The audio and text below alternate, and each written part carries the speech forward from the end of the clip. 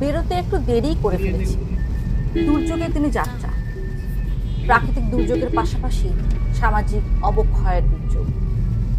মনটা অভয়াকাণ্ডের জন্য ভীষণ ভারাক্রান্ত। কিন্তু এই যাত্রা পূর্ব নির্ধারিত। এই যাত্রা এসব পর্যটন নয়, একটা অনুসন্ধান। যাচ্ছি কয়েকটি শক্তিপীঠের উদ্দেশ্যে। বারবার মনে হচ্ছে অভয়া তো দেবী দুর্গারই আরেক নাম। আমাদের মানুষ অভয়া, মৃন্ময়ী অভয়া কত শক্তিশালী, 10 হাতে 10 প্রহরণও ধারিনী। তিনি ক্ষণে ক্ষণে নিজেরই প্রতিভূ চণ্ডী চামুণ্ডা কালীর জন্ম দিতে পারেন অসুর দমনে। কিন্তু বাস্তবের অভয়ারা কত অসহায়। 8-10 জন বুভুক্ষ নরপিশাচের সঙ্গে পেরে ওঠে না। বেরিয়েছি যখন এই দুঃসময়ে আর যাচ্ছি যখন তাঁরই কাছে, তখন দেবীর কাছেও একটাই প্রার্থনা, বিচার চাই। সব অভয়া, সব তিলোত্তমাই যেন বিচার পায়, আর কাউকে যেন প্রতীকী অভয়া বা নির্ভয়া না হতে হয়। আমি কখনো লাইক, কমেন্ট, শেয়ার, সাবস্ক্রাইব করা অনুরোধ জানাই না। তবে এই পর্যন্ত শুনে আপনাদের যদি বিচার চাইতে ইচ্ছা করে, তাহলে সেটা কমেন্ট বক্সে অবশ্যই লিখে জানাতে পারেন। বোধির জগন্মাতার কাছে সবাই মিলে দরবার করলে ক্ষতি তো নেই। নমস্কার বন্ধুরা, আমি শ্রীপর্ণা, আর আমার সঙ্গে আছেন আমার বর শুভঙ্কর চ্যাটার্জি ও তার ডিপার্টমেন্টেরই সহকর্মী মধুর সরকার। মধুর আমাদের ছোট বোনের মতো। সে আমার শক্তিপীঠ অভিযাত্রার প্রথম সহযাত্রী এবং প্রথম গন্তব্য কালীঘাটেও সঙ্গী হয়েছিল। মাঝে ঘোর গ্রীষ্মে খানাকুলের রত্নাবলী মন্দির আমি ও শুভঙ্কর দুজনে মিলে ঘুরে এসেছি। পুরনো ভিডিও দেখতে পারেন। তখন মধুরের সময় হয়নি, কিন্তু এবার সে আমাদের সঙ্গী হয়েছে। আর শুভঙ্করের কথা নতুন করে তো কিছু বলারই নেই। নিজের বিশ্বাসী ভক্ত না হয়েও আমার খামখেয়ালে সমানে তাল দিয়ে যাচ্ছে। আমরা 3 জন চলেছি বর্ধমান জেলার কাটোয়া শহরের দিকে। উদ্দেশ্য কাটোয়া শহরকে কেন্দ্র করে 5টি শক্তিপীঠ দর্শন করা। ক্ষীরগ্রামে মা যোগাদ্দা মন্দির, কেতুগ্রামে বহুলাম বা বাহুলক্ষ্মী মন্দির, কেতুগ্রামেরই অট্টহাস মন্দির, মঙ্গলকোটের উজানিতে মা মঙ্গলচণ্ডীর মন্দির ও বীরভূমের লাভপুরে ফুল্লরা মন্দির, আর রাস্তায় দেখে নেওয়া পান্ডুয়া শৃঙ্খলা মন্দির। অবশ্য পরিকল্পনা ছাড়াই আমাদের বাড়তি সুযোগ ঘটেছিল কঙ্কালীতলা গর্ভাদেবী মন্দির দর্শনেরও। এই ভ্রমণসূচি তৈরি করেছি অনেক দিন ধরে, বিস্তর পড়াশুনো করে, অনেক খেটেখুটে, গুগল মানচিত্র গুলে খেয়ে। বন্ধুরা, আমি পরপর এই যাত্রার মোট 6টি পীঠের উপরেই ভিডিও আনতে চলেছি। আপনার লাইক, কমেন্ট, সাবস্ক্রাইব করে একটু রেসপন্ড করলে উৎসাহ পাই। আমরা যাত্রা শুরু করেছি উত্তর 24 পরগনা সোদপুর থেকে। গুগলে সার্চ দিয়ে দেখলাম আমাদের লোকেশন তথা উত্তর কলকাতা থেকে 2-3টে রুটে কাটোয়া যেতে পারি। যেমন 1 ব্যান্ডেল পায়রাডাঙ্গা মায়াপুর হয়ে কাটোয়া, 2 ধনেখালি সাতগাছিয়া মন্তেশ্বর হয়ে। আমরা দ্বিতীয় রুটটাই ধরলাম, কারণ এতে পান্ডুয়ার কাছ দিয়ে যাওয়া যাবে। সেখানে আছে আরেকটি শক্তিপীঠ, যা নিয়ে আজকে আমরা আলোচনা করব। শক্তিপীঠ যাত্রা আমার কাছে যত না তীর্থযাত্রা, তার চেয়ে বেশি এক অনুসন্ধান, ভারত আত্মার অনুসন্ধান। বিচ্ছিন্নতা নয়, পাঞ্জাব, সিন্ধু, গুজরাট ও মারাঠা, দ্রাবিড়, উৎকল, বঙ্গ, বিন্ধ্য, হিমাচল, যমুনা, গঙ্গা, সবাইকে এক সূত্রে বাঁধার প্রয়াস। ইনফ্যাক্ট তারা একই সূত্রে বাঁধা, কিন্তু সেই সুতোটা ছিঁড়ে ফেলার জন্য একটা অপচেষ্টা চলছে বহুদিন ধরেই। সেই সুতোটাই আবিষ্কারের চেষ্টা। পৌরাণিক কাহিনী তো সবার জানা, যেটা মূলত দেবী পুরাণ অবলম্বনে। কালিকা পুরাণ, শাক্ত পুরাণেও পাওয়া যায়, এমনকি বৈষ্ণব পুরাণেও শক্তিপীঠের কথা আছে। যতক্ষণ না পৌঁছই সেই কাহিনী একবার ঝালিয়ে দিই। সতী বা দাক্ষায়ণীর পিতা ছিলেন দক্ষ। হিমালয়ের কন্যা যেমন পার্বতী বা উমা, তেমনি দক্ষের কন্যা সতী। বর কমন আমাদের ভোলে বাবা। আমাদের বিশ্বাসে সতী বা দাক্ষায়ণী হলেন উমা বা পার্বতী, যিনি আবার পরিস্থিতির ডাকে সাড়া দিয়ে হয়ে ওঠেন মহিষাসুর মর্দিনী দুর্গা। যাই হোক, দক্ষের যজ্ঞে সতী ও তার স্বামী শিবের নিমন্ত্রণই ছিল না। মেয়ে তবু গিয়েছিল বাবার অনুষ্ঠানে। আয় বস তো দূর, মেয়ের সামনে দক্ষ জামাই সম্পর্কে যাচ্ছে তাই কটূক্তি আরম্ভ করেন। প্রতিনিন্দা সহ্য করতে না পেরে সতী দক্ষের যজ্ঞানলে প্রাণ দেন। শিব জানতে পেরে প্রচন্ড ক্ষেপে দক্ষ যজ্ঞ ভেঙে চুরে পণ্ড করে দেন। তারপর স্ত্রী সেই আধপোড়া দেহ কাঁধে তুলে নিয়ে পত্নীর শোকে প্রচন্ড রাগে কাতর শিব শুরু করে দেন প্রলয়ঙ্কর তাণ্ডব। তাকে কিছুতে থামানোই যাচ্ছিল না। সৃষ্টি যায় যায়। কেউ কেউ বলেন দেহে পচন ধরে জীবাণু সংক্রমণও ছড়াচ্ছিল বিশ্বময়। তবু শিব নেচে যাচ্ছিলেন। তাই দেখে তাকে থামাতে বিষ্ণু সুদর্শন চক্র দিয়ে সতীর দেহ খণ্ড বিখণ্ড করে দেন। দেহখণ্ডগুলি ছড়িয়ে পড়ে নানা স্থানে। প্রতিটি দেহখণ্ডের উপর গড়ে ওঠে শক্তিপীঠ ও সংশ্লিষ্ট মন্দির। এখন দেখা যাচ্ছে একটা নির্দিষ্ট ভৌগোলিক অঞ্চল জুড়েই দেবীর শরীরের টুকরোগুলো পড়েছিল এবং সতীপীঠগুলো গড়ে উঠেছিল। ভারত, পাকিস্তান, বাংলাদেশ, নেপাল, তিব্বত, শ্রীলঙ্কা, এমনকি মায়ানমার, মানে যে অঞ্চলগুলি ভারতের অংশ বা কাছাকাছি সেসব জায়গায়। ভারতের সংস্কৃতি তথা সনাতন ধর্ম তো প্রাচীন যুগ থেকে আধুনিক যুগ পর্যন্ত বিশ্বের বহু স্থানেই ছড়িয়েছে। কাম্বোডিয়া, ইন্দোনেশিয়া থেকে ইংল্যান্ড, আমেরিকা, পৃথিবীর বহু স্থানেই তথাকথিত হিন্দু ধর্ম বা হিন্দুরা পৌঁছানোর সুবাদে মন্দিরও আছে। কিন্তু সেসব জায়গায় সতীপীঠ বা শক্তিপীঠ তৈরি হয়নি, হয়েছে ভারত ও তার লাগোয়া অঞ্চলে। এর থেকে বোঝা যায় এই বিস্তীর্ণ ভূখণ্ডে একটা সাধারণ ধর্মবিশ্বাস বিরাজ করত, যাদের মধ্যে একটা সাধারণ সংস্কৃতির যোগসূত্র ছিল। শক্তিপীঠগুলোর অবস্থান যেন পুরাকালে ভারতবর্ষ তথা হিন্দু ভূমির আদি ভৌগোলিক সীমা নির্দেশ করছে। এই তত্ত্ব আমি নিজের আর্যরাকি বহিরাগত প্রবন্ধে আগেও উপস্থাপন করেছি। আমার কাছে তাই শক্তিপীঠ যাত্রা সেই ইতিহাসের অনুসন্ধান। এই সংস্কৃতি ভালো মন্দ প্রসঙ্গে যাচ্ছি না, কারণ সতীর ঝলসানো দেহখণ্ড কেন্দ্র করে গড়ে ওঠা মন্দিরকে সতী মন্দির বলা যেতেই পারত। কিন্তু সতী মন্দির বলতে আমরা দেখেছি সতীদাহের পর অসহায়ভাবে হত্যা করা নারীদের স্মৃতিতে গড়ে ওঠা মন্দির, যার তাৎপর্য বড় ভয়ানক, বড় কদর্য, বড় নিষ্ঠুর, মোটেই গর্বের নয়। শক্তিপীঠের সন্ধানে বেরিয়ে সতী প্রথা, সতী মন্দির মহিমান্বিত হয়ে গেলে আমার এই যাত্রার উদ্দেশ্যটাই ব্যর্থ হয়ে যাবে। এই কথাটা রাজা রামমোহন রায় জন্মস্থান খানাকুলে রত্নাবলী মন্দির দর্শন করতে গিয়ে প্রথমবার মাথায় স্ট্রাইক করে। সেদিন যেন এই অনুসন্ধানের একটা উদ্দেশ্য খুঁজে পেয়েছিলাম। শিব তো সতীর আগুনে পুড়ে মরাকে মানতে না পেরে রাগে শোকে অস্থির হয়ে উঠেছিলেন। সুতরাং নারীর সতীত্ব আত্মহত্যায় নয়, আত্মরক্ষায়। পৌরুষের প্রতীকও নারী নির্যাতনে নয়, নারীর জন্য কাতরতায়। এই বার্তায় যেন দিতে পারি আমার শক্তিপীঠ যাত্রায়।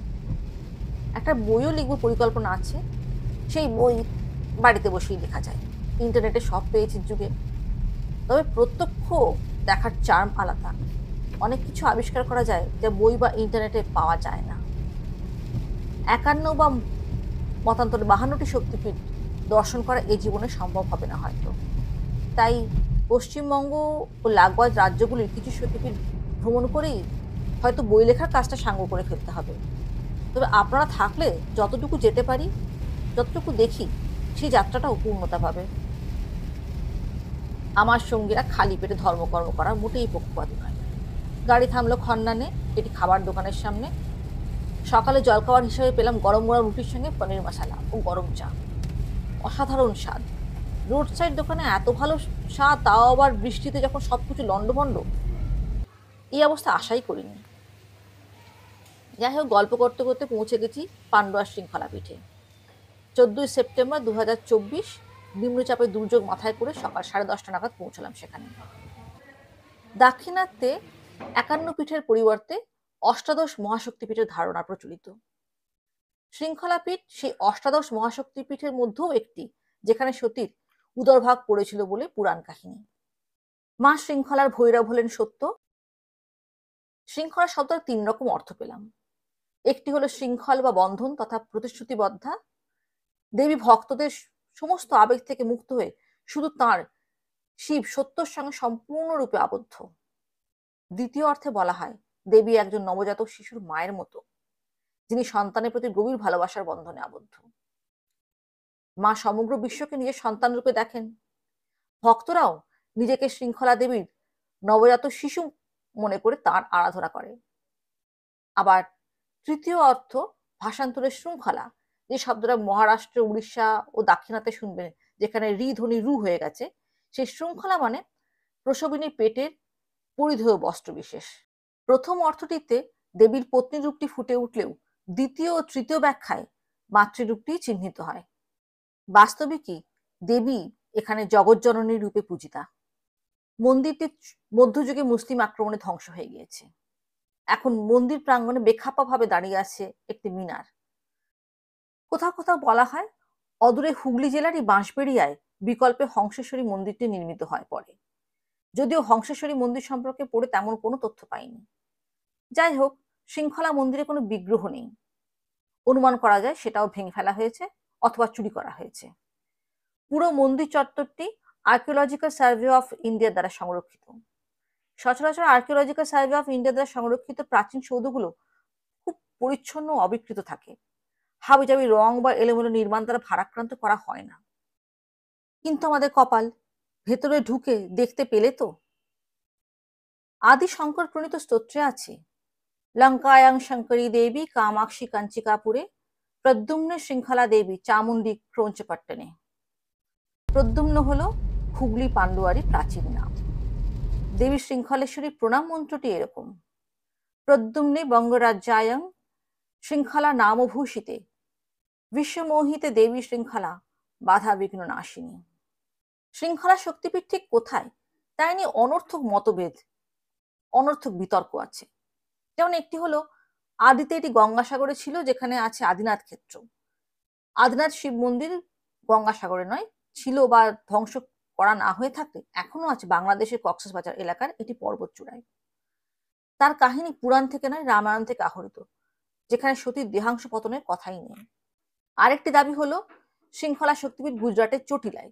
এটি অসম্ভব, কারণ দেবীর প্রণাম মন্ত্রে বঙ্গরাজ্যায়ং শব্দটি আছে। মন্ত্রটির রচয়িতা আদি শঙ্কর, তিনি কখনো গুজরাটে অন্তত চটিলায় যাননি, বরং বাংলা ও অসমে এসেছিলেন তার প্রমাণ আছে। পান্ডুয়ার মিনারেও পাল রাজত্বের শৈলী দেখা যায়। দক্ষিণ ভারতের প্রবক্তারা দাবি করেন শৃঙ্খলা দেবীকে দেবীরই স্বপ্নাদেশ অনুযায়ী বাংলা থেকে কর্ণাটকের শৃঙ্গেরি নিয়ে যান ঋষ্যশৃঙ্গ মুনি। এই কাহিনী অনুযায়ী ঋষ্যশৃঙ্গ মুনি শুধুমাত্র পিতার দেখভালে থাকা, পিতার সেবায় নিয়োজিত, জগৎ সম্পর্কে একেবারে অনভিজ্ঞ এক শিশুতুল্য সরল ব্যক্তি ছিলেন। সেই বিশুদ্ধ হৃদয় নিয়ে তিনি শৃঙ্খলা দেবীর ভক্ত হয়ে ওঠেন এবং তার প্রচার করার যোগ্যতাও লাভ করেন। পরে শৃঙ্গেরি পর্বতাঞ্চলে তিনি নিজেই শৃঙ্খলা শক্তি অর্জন করেন দেবীর কৃপায়। শৃঙ্খলা দেবী এই ব্যাখ্যায় সদ্য সন্তান জন্ম দেওয়া মাতৃরূপে বিরাজা। তবে এই কাহিনীও শৃঙ্খলা শক্তিপীঠের আদি অবস্থান যে হুগলির পান্ডুয়াতে ছিল সেটাই স্বীকার করে নেয়।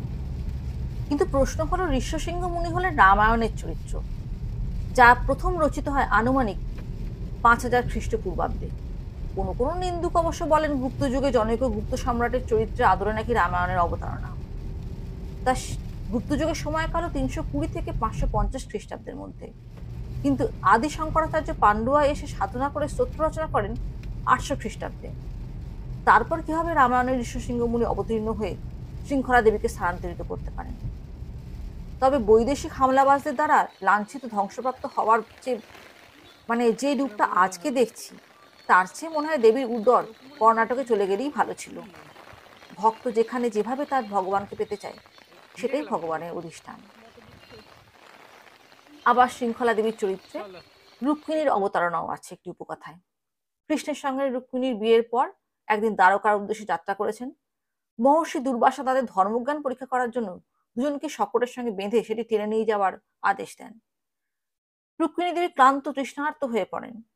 তৃষ্ণার্ত চোখে কৃষ্ণের দিকে তাকালে কৃষ্ণ তাকে জল এনে পান করান।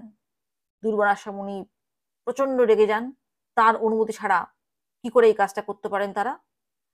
ক্ষুব্ধ হয়ে স্বামী স্ত্রী দুজনকে দ্বারকায় প্রবেশ না করে 12 বছর পৃথকভাবে বসবাস করার আদেশ দেন। কৃষ্ণ হয়তো দ্বারকার রাজভবনেই চলে যান, কিন্তু রুক্মিণী দুর্বাসার আদেশ পালন করতে পরবর্তী 12 বছর দ্বারকার বাইরে কাটান। সেই সময়কাল উত্তীর্ণ হওয়ার পর তিনি এক পুত্রের জন্ম দেন, তার নাম প্রদ্যুম্ন। প্রদ্যুম্ন জন্মানোর পরেই নাকি এক রাক্ষস তাকে চুরি করে নিয়ে পালায়। এই পৌরাণিক কাহিনীতে রুক্মিণী জন্মদানের পর বা প্রসবোত্তর নারী রূপে বর্ণিত, যিনি সন্তানের জন্য আকুল। তিনি আবার দুর্বাসা মহর্ষির কাছেও প্রতিশ্রুতিবদ্ধ। আবার বিবাহ ও প্রসবের পর তাকে একটি শকট, সম্ভবত গো শকটের সঙ্গে বেঁধে রাখা হয়েছিল বা শৃঙ্খলিত করা হয়েছিল। মানে শৃঙ্খলার যে অর্থ আমরা ইতিপূর্বে খুঁজে পেয়েছি, তার সঙ্গে রুক্মিণী দশাগুলি সংশ্লিষ্ট। নারীর এই অসহায় বন্দী অবস্থায় দেবী শৃঙ্খলা রূপের অনুষঙ্গ, অর্থাৎ এক অর্থে বিষয়টা নারীর চিরাচরিত বন্দিত্বের প্রতীকও হতে পারে, যাকে পুজো করা হচ্ছে বা হয়ে এসেছে। তা হতেই পারে, পিতার সম্মানার্থে মায়ের আত্মাহুতি নিয়েই তো পৌরাণিক মাহাত্ম্যের বিকাশ। আর মায়ের অগ্নিদগ্ধ দেহখণ্ড ছিটিয়ে আছে বলেই তো দেশ আমাদের মাতৃভূমি।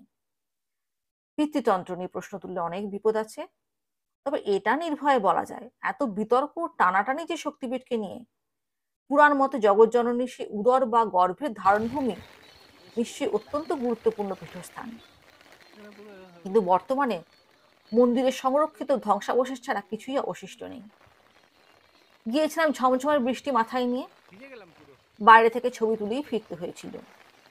মধুর সঙ্গে ধূপ ও দীপ নিয়ে গিয়েছিল জ্বালিয়ে আসার জন্য।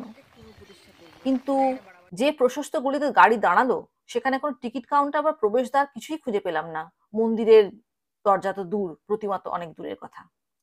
চারপাশ উঁচু প্রাচীর দিয়ে ঘেরা, তার গা ঘেঁষে যে চাঁদ তারা শোভিত বসতি, তা মন্দিরে প্রবেশের সহায়ক মনে হলো না। শৃঙ্খলা দেবী মন্দিরের দরজা এমনিতে জনসাধারণের জন্য বন্ধই থাকে, তবে বিহাইন্ড এভরি টেম্পল নামে একটি ওয়েবসাইটে পান্ডুয়ার এই স্থানে শৃঙ্খলাপীঠ হওয়ার একটি বিশ্বাসযোগ্য প্রমাণ স্বরূপ জানিয়েছে একটি উৎসবের কথা, মেলাতালা।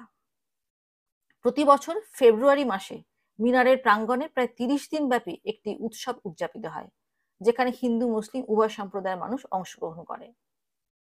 প্রায় 1 লক্ষ লোকের নাকি সমাগম হয়। এখনো হয় কিনা অবশ্য জানি না। মন্দির দেখতে হলে বা মেলাটি দেখতে হলে ফেব্রুয়ারি মাসে 1 লক্ষ মানুষের ভিড়ে পিষ্ট হওয়ার ঝুঁকি নিতে হবে। হংসেশ্বরী মন্দিরটি দেখার সময় পাওয়া গেলে এবং সুযোগ হলে ভালোই হতো। এক জায়গায় আছে সেটাই নাকি মূল শক্তিপীঠ, কিন্তু যে ইতিহাস দেখলাম তাতে সেটাকে কোনোভাবেই শক্তিপীঠের সঙ্গে সংশ্লিষ্ট মনে হলো না।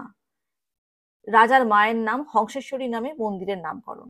নির্মাণ শুরু হয়েছিল 1799 সালের ডিসেম্বরে। রাজা নৃসিংহদেব রায় মহাশয় এই মন্দিরে ভিত্তিপ্রস্তর স্থাপন করেন।